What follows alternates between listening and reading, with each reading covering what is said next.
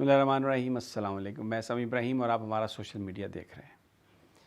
आज ख़बरें बहुत अच्छी आ रही हैं। ऐसा लग रहा है कि जैसे भारत ने, मोदी ने जो हमला किया पाकिस्तान पर, उसके बाद पाकिस्तान के अंदर पूरी कौम जो है उसके आपस में जो इख्तलाफात हैं वो ख़त्म हो गए हैं और कौम एक बन गई है। कुछ चीज़ें आपके सामने रखूँगा, तब्दीलियाँ हैं। अब आप उसको कैसे इंटरप्रेट करते हैं ये मैं आप पर छोड़ता हूँ, मैं इस पर कमेंट नहीं करूँगा। सबसे पहली तो बात यह है कि DGISPR की जो प्रेस कॉन्फ्रेंस थी उसमें ख़ास तौर पर जो पाकिस्तानी यूथ है, यूट्यूबर्स हैं, सोशल मीडिया को जो हैंडल करते हैं, उनको जिस तरीके से पजीराई मिली है, उनकी जिस तरीके से तारीफ़ की गई और ये कहा DG साहब ने बतौर ख़ास कि ये मैं बिला तफरीक तमाम जो किसी भी सियासी जमात से ताल्लुक़ है, किसी भी तबके से ताल्लुक़ है, जिस तरीके से जंग लड़ी है पाकिस्तानी यूथ ने, वो काबिल तारीफ़ है। ये एक बहुत बड़ा जो हम कहते थे कि एक ऐसी स्टेटमेंट है जो मैं समझता हूँ कि उसने बहुत सारे ज़ख्मों पे मरहम रखी होगी। फिर उसके बाद आज आ जाएं अदालतों में क्या हुआ। आज इस्लामाबाद हाई कोर्ट में दो बड़ी अहम चीज़ें थी।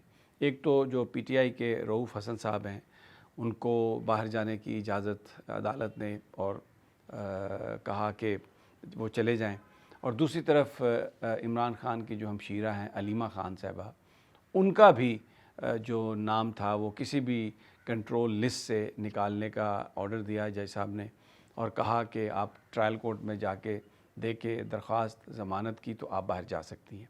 ये एक बहुत बड़ी ये डेवलपमेंट है। और ये राजा अमीन मिन्हाज साहब और ख़ादम सोमरो साहब जो जज हैं इस्लामाबाद हाई कोर्ट के, ये इनकी अदालतों में ये हुआ। और ये वो जज हैं जिन पर PTI ने एतराज़ किया, अपोजिशन ने एतराज़ किया कि इनको इस्लामाबाद हाई कोर्ट में दूसरी कोर्ट से लाया गया। वो तरीक़ाकार पर 26वीं आईनी तरमीम के तनाज़ुर में आप देखें तो इस पर बड़ा इख्तलाफ रहा। लेकिन आज जो ये फ़ैसले हुए, इससे अब आप ख़ुद फ़ैसला कर लें कि क्या ये तब्दीली है या नहीं। और फिर उसके बाद जो सबसे बड़ी एक और डेवलपमेंट है वो ये है कि आज अडयाला जेल में इमरान ख़ान साहब की जो बहनें हैं, उनको ख़ान साहब से मुलाकात की इजाज़त मिल गई।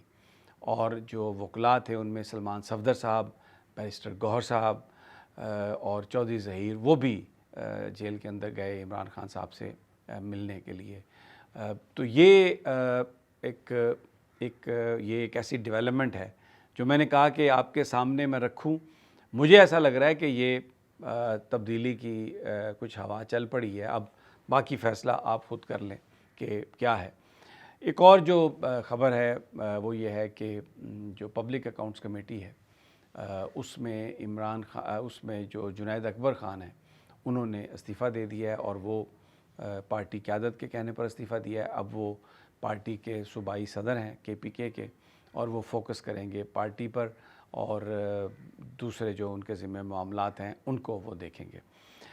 एक और ख़बर जो दो ख़बरें और हैं जो मैं आपके साथ डिस्कस करना चाहता हूँ। एक तो मोदी की तकरीर जो रात आई, एक हारे हुए लीडर की, एक शिकस्त ज़दा इंसान की, जो एक ज़हनी मरीज़ ज़्यादा लग रहा था, और सारी बातें उन्होंने तस्लीम भी की, लेकिन फिर भी मैं ना मानूं वाली बात। और फिर उसके बाद मैं डोनाल्ड ट्रंप जो अमेरिकन सदर हैं, वो सऊदी अरब पहुँचे हैं। उनका जो दौरा है वो क्या उसके मकासद हो सकते हैं, ख़ित्ते में उसका क्या असर होगा, और ये जो सारी सूरत हाल चल रही है उसके तनाजुर में हम इसको किस तरीके से देख सकते हैं, इस पर बात करूँगा। मोदी ने रात अपनी तकरीर में ये दावा किया कि जनाब हमने जो इंफ्रास्ट्रक्चर है दहशतगर्दों का पाकिस्तान में वो तबाह कर दिया है।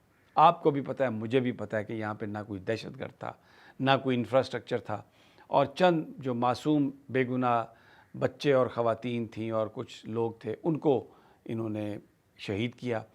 लेकिन जब मोदी ने ये कहा अपनी तकरीर में कि हमने इंफ्रास्ट्रक्चर तबाह कर दिया, तो इसका मतलब ये है कि इनडायरेक्टली वो ये यकीन दिला रहा है कि अब मैं मज़ीद हमले का नहीं सोचूंगा पाकिस्तान पर, और अपनी जैसे कहते हैं ना फेस सेविंग, उसके लिए उसने लफाजी का इस्तेमाल करते हुए ये कहा कि जनाब हमने तो तबाह कर दिया और हम बिल्कुल बर्दाश्त नहीं करेंगे और मज़ीद हमले करेंगे। लेकिन जब आप ये कह रहे हैं कि हमने इंफ्रास्ट्रक्चर तबाह कर दिया है, अपना और इंतकाम ले लिया है, तो इसका मतलब है कि अब आपको मज़ीद आगे किसी भी इकदाम की ज़रूरत नहीं। फिर उसके बाद मोदी कहता है कि मैं कश्मीर पर बात करूंगा, लेकिन जो पाक ऑक्युपाइड कश्मीर है, यानी जो पाकिस्तान जो आज़ाद कश्मीर है, उस पर हम बात करेंगे। तो बड़ी बात यह है कि फिर कश्मीर पर तो बात होगी ना। ये तो हो नहीं सकता कि आप कश्मीर पर बात करें तो उसके एक हिस्से पर बात करें। तो उसने फिर जो डोनाल्ड ट्रंप ने जो बात कही थी उस पर उसने कहा कि जनाब बिल्कुल, यानी कश्मीर पर हम बात करेंगे। और फिर उसने ये कहा कि खून और पानी साथ साथ नहीं बह सकते। ये इंडस वाटर ट्रीटी के हवाले से बात कर रहा था जो उन्होंने यकतरफ़ा तौर पर ख़त्म की। तो इस सारी गुफ्तगू में जो चीज़ नज़र आई वो ये थी कि अब मज़ीद हमले करने की हिम्मत नहीं है और गुफ्तगू हम करेंगे। और बाकी बड़कें थी, लफाजी थी अपनी कौम को बेवकूफ़ बनाने के लिए। लेकिन जो स्टिग्मा उस पर लग गया, इधर जो पावर के डायनामिक्स हैं इस खित्ते में वो तब्दील हो गए। मोदी जो मर्ज़ी कर ले, पूरी दुनिया और ख़ास तौर पर वेस्टर्न दुनिया जिस अंदाज़ में पाकिस्तानी फ़ौज की तारीफ़ कर रही है, जिस अंदाज़ में पाकिस्तानी फ़ौज की हिकमत अमली, ट्रेनिंग और उनके जो इस खित्ते में जो उनकी अहमियत है, जिस तरीके से उसको बयान कर रही है, तो इसका मतलब ये है कि इंडिया कोई यहाँ का थानेदार नहीं है। और पाकिस्तान की जो सिचुएशन है, इस खित्ते की पॉलिसी बनाते वक्त दुनिया की बड़ी ताकतें या दूसरी ताकतें पाकिस्तान को इग्नोर नहीं कर सकती। ये चीज़ एस्टेब्लिश हो गई। ये बहुत बड़ी जीत है पाकिस्तान की, बहुत बड़ी फतह है पाकिस्तान की। डोनाल्ड ट्रंप सऊदी अरब आए हैं, पहुँच गए हैं वहाँ पे, पूरी काबीना लेके आए हैं अपनी। इलान मस्क उनके साथ हैं, मार्को रूबियो उनके साथ हैं, और सेक्रेटरी डिफेंस उनके साथ हैं, वाइट हाउस के चीफ ऑफ स्टाफ उनके साथ हैं।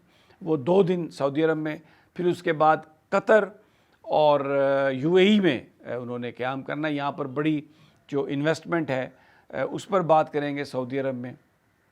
लेकिन तरजीहात अमेरिका की अब लैटिन अमेरिका नहीं और दूसरे ममालिक नहीं, सबसे पहले उन्होंने गल्फ़ को चुना है। वो सऊदी अरब आए हैं, यूएई जाएंगे, कतर जाएंगे। इससे इस बात का इज़हार होता है कि ये जो खित्ता है, ये खित्ता अमेरिका के लिए बहुत अहम है। और फिर पाकिस्तान और इंडिया के दरमियान जो टेंशन है उसको जिस तरीके से कम किया, और ये कहा कि मैंने कहा कि मैं ट्रेड बंद कर दूंगा, और फिर ये कहा कि मैं मसाइल हल कराऊंगा, और फिर उसके साथ आपको पता है पिछले दिनों पाकिस्तान में वो जो मिनरल्स कॉन्फ्रेंस हुई उसमें अमेरिका का बहुत ज़्यादा इंटरेस्ट है कि यहाँ पर अमन हो, इसलिए ताकि वो मिनरल्स को निकाल सकें। और अगर मिनरल्स निकलते हैं तो डेफिनेटली अगर हम उनको सही अंदाज में डिस्पोज ऑफ करते हैं, उसका सौदा ठीक करते हैं, तो फिर उसका बेनिफिट पाकिस्तानी लोग ज़रूर लेंगे। लेकिन अगर हमने ये इस तरह से कर दिया कि कोई यहाँ से सब कुछ ले जाए और बाहर जाके उसको निकाले, रिफ़ाइन करे, तो फिर हमें नहीं पता चलेगा कि क्या निकला, क्या उसने हमें दिया। फिर हमारे पास सिर्फ ये खड्डे और गड्ढे रह जाएंगे। ज़रूरत इस बात की है कि ऐसा मुआहदा उनके साथ किया जाए जिसमें पाकिस्तान के अंदर जो रिफ़ाइन करने की चीज़ें, ये पाकिस्तान के अंदर रिफ़ाइन हो। आप इंडस्ट्री बिल्ड करें, क्योंकि ये बिलियंस ऑफ डॉलर्स के ज़खायर हैं। यहाँ पर ट्रेनिंग इंस्टीट्यूट बनाएं, आप अपने लोगों को उसकी ट्रेनिंग दें, और अपनी सुपरविजन में ये सब कुछ होना चाहिए। तो डेफिनेटली ये इतनी बड़ी मादनियात हैं, इतने बड़े ज़खायर हैं कि गेम चेंजर है। इजाज़त दीजिए अगली वीडियो तक। अल्लाह ने